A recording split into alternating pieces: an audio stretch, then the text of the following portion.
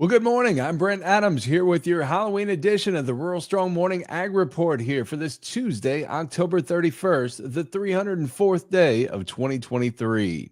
Leading off the headlines this morning, Terry Branstad, the former U.S. ambassador to China and the longtime governor of Iowa, has been selected to receive the U.S. Meat Export Federation's Michael J. Mansfield Award.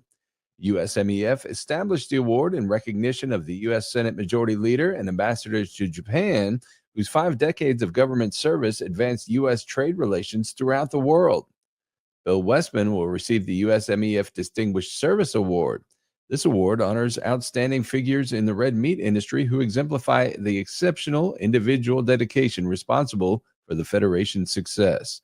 Westman had a 29-year career with the USDA Foreign Agricultural Service, served as Senior Vice President of International Affairs for the North American Meat Institute, and is now president of William Westman and Associates, LLC, a boutique consulting firm specializing in ag trade policy, export market development, and strategic planning.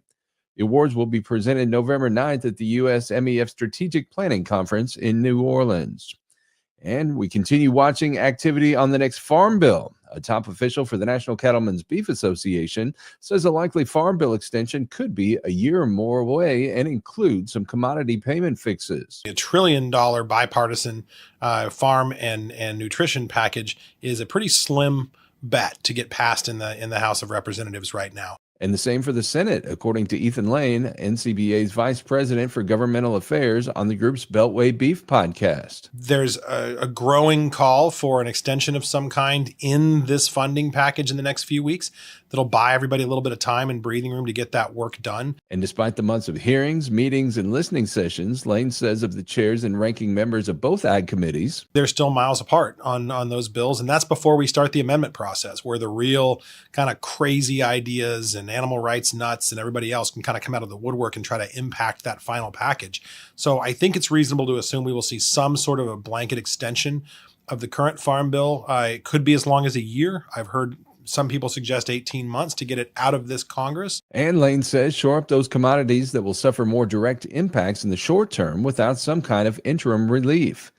Dairy is frequently mentioned, while grains, soybeans, and others would be stuck with 5-year-old subsidy triggers without an update. Well, USDA's latest milk production report shows production in the 24 major states during September totaled 17.5 billion pounds, down slightly from September 2022. August revised production at 18.1 billion pounds was down 0.7% from August 2022. The August revision represented a decrease of 73 million pounds, or 0.4% from last month's preliminary production estimate. Production per cow in the 24 major states averaged 1,960 pounds for September, 3 pounds above September 2022. The number of milk cows on farms in the 24 major states was 8.91 million head, 16,000 head less than September 2022, and 2,000 head less than August 2023. Milk production in the United States during the July to September quarter totaled 56.1 billion pounds, down 0.7% from the July to September quarter last year. The average number of milk cows in the United States during the quarter was 9.38 million head, 41,000 head less than the April to June quarter, and 33,000 head less than the same period last year.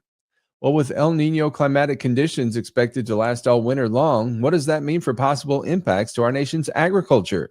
Here with the details is USDA Radio's Rod Bain. What might the El Nino climate pattern expected to dominate this winter's weather in our country mean from an agricultural standpoint? USDA meteorologist Brad Rippey starts with western water supplies for irrigation, where water storage was boosted by last winter's significant precipitation accumulation. However, some of the biggest reservoirs, especially those in the Colorado River Basin and in the Rio Grande, remain critically low following a generation of drought going back 20 to 25 years or more. And El Nino could lead to drier than normal conditions in parts of the Pacific Northwest. We'll have to keep an eye on the Columbia River Basin and some of the smaller waterways in the Northwest for potential signs of developing drought or intensifying drought. El Nino is also expected expected to lend itself to favorable conditions for winter wheat and livestock for most of the country this winter. I'm Rod Bain reporting for the U.S. Department of Agriculture in Washington, D.C. And finally this morning, it could be a cold night for trick-or-treating for many kids.